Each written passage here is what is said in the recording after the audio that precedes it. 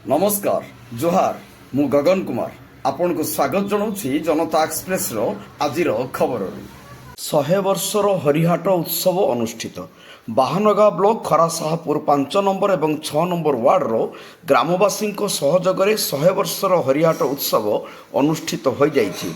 3 दिन व्यापी अनुष्ठित यह कार्यक्रम में प्रथम दिवस कलश शोभायात्रा सह नाम संकीर्तन करा जाइथिला। प्रथम दिन 3 दिन व्यापी हरिवंश पोथीपाठ करा जाइछि। सेहीपरि प्रथम दिन संध्यारे प्रवचन कार्यक्रम अनुष्ठित हो जाइछि। द्वितीय दिन संध्यारे विशिष्ट पाला गायकों द्वारा पाला परिवेषण करा जाइथिला।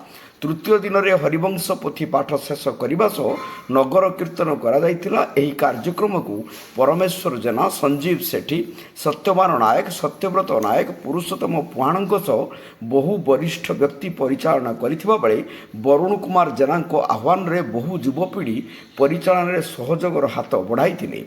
पुरातन परंपरा प्रति युवपीढ़ी आग्रह को नहीं साधारण प्रशंसा करा जाइछि। बहानगारू शिशिर रॉय रिपोर्ट जनता एक्सप्रेस।